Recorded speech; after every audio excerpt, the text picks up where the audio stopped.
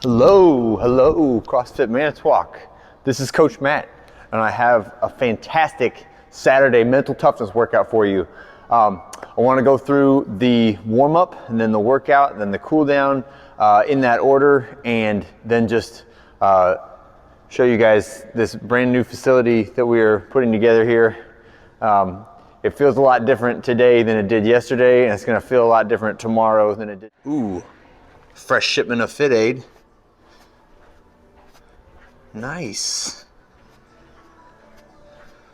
See our equipment starting to make its way back to the gym. We're cleaning all this stuff before it gets back in there. Cleaning supplies readily available and on hand. Segmented workout stations for everyone. Almost got done with the mats. We got 4 more to bring back.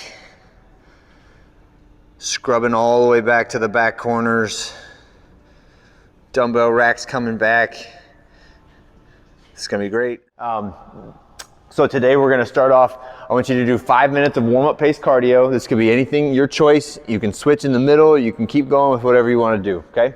Then we're gonna go 3 times through 10 reps of a skater bound on each leg. So the skater bound is a single leg lateral jump and land.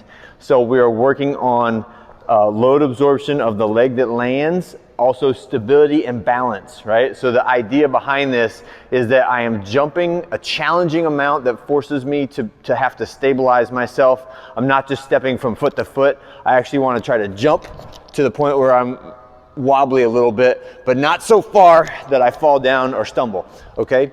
So the idea is to just bump up against that edge of your ability every time you jump, right? It's not a super far jump, but it is pretty wide, and I'm stopping until I stabilize myself, right?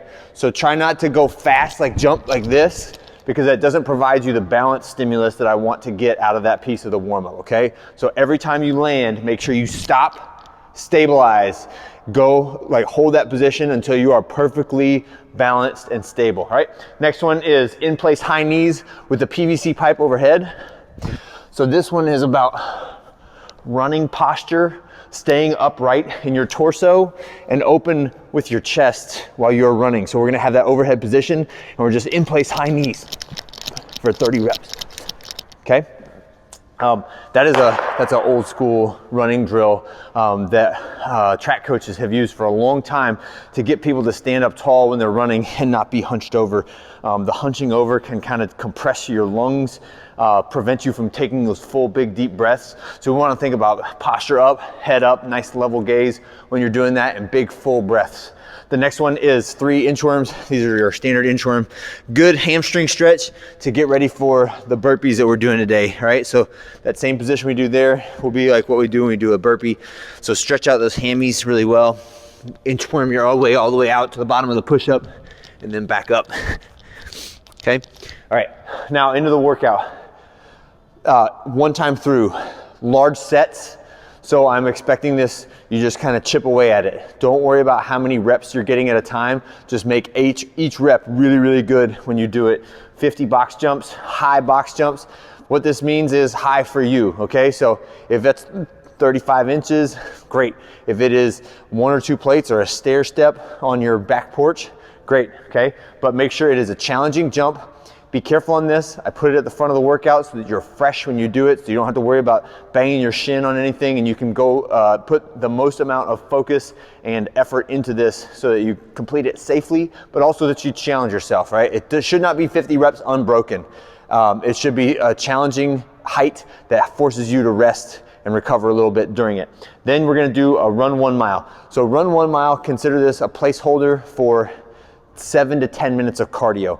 If you don't think you can run a mile in that amount of time, I want you to just look at your clock, start, like say, hit a lap timer when you head out. When the clock says 4 minutes, you just turn around, run back, okay? So don't get your mind wrapped around 1 mile and, oh my gosh, this is a very intimidating distance when I know I have all these other things to do and all these other miles to run. Just think about it as an amount of time that you have to go at a steady pace, okay? Lying leg raise, when we do the lying leg raise, if you have an object overhead to counterbalance you, that would be great. And I want you to try to get your feet all the way up the object, when you do this, okay? Now, while you're doing that, with my legs straight, as my legs progress towards the ground, it puts a lot of torque on my spine. And if my core is not strong enough to prevent my back from coming up off the ground, then what you should do is bend your knees so that your feet touch the ground before your back comes off the ground, right? Then you're gonna go out and do that same thing. If it's a mile, that's great. If it's just 4 minutes out, 4 minutes back, also great, okay? Come back for single arm push press. So we have done this one before. From the shoulders, I'm gonna get 25 reps on each arm using that dip drive motion where I'm trying to launch it up off my shoulders. Think about core to extremity. The power comes from the hips. Arm does the follow through and the placement, okay? So make sure you're feeling the float of that object off your shoulder before you press with your arms, okay? Next one is run another mile with that 4 minutes out, 4 minutes back, and then 50 burpees to a target 6 inches above your vertical reach. If 6 inches is too much, that's fine. The emphasis there is the jump and the reach at the top is not an optional part of the burpee. That is built into the burpee, and this one is an objective standard that will tell you, did I jump or did I not? A lot of times we see this, I get tired, it's rep number 42, and I'm kind of gonna stand up and like reach my hand. And I did not get the hip extension, I didn't get the jump. Therefore, I'm robbing myself of that stimulus that is gonna help to build my engine, to build my cardiovascular capacity and my conditioning, okay? So don't rob yourself of that stimulus. Find something that's up there, even if, say like for me, it's that bolt right there. So I don't have to be at a perfect straight angle to it. I can just get down next to it and then jump to touch it, okay?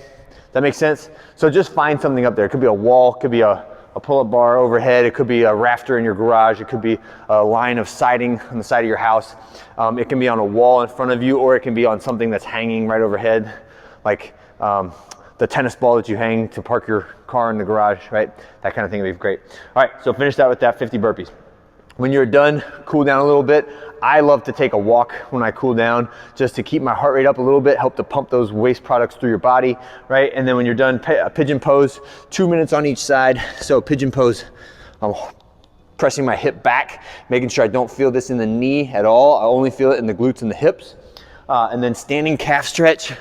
So I like to do this one pushing my leg back. You can also do it by anchoring your toe into the ground and pushing your knee forward. 2 minutes, static stretch on that calf and ankle, and then tissue work is needed. So get that foam roller, get that lacrosse ball, work it out, upper back, your hamstrings, your calves, anywhere that's hot or sore on you. We'll see you guys next week and have a great workout.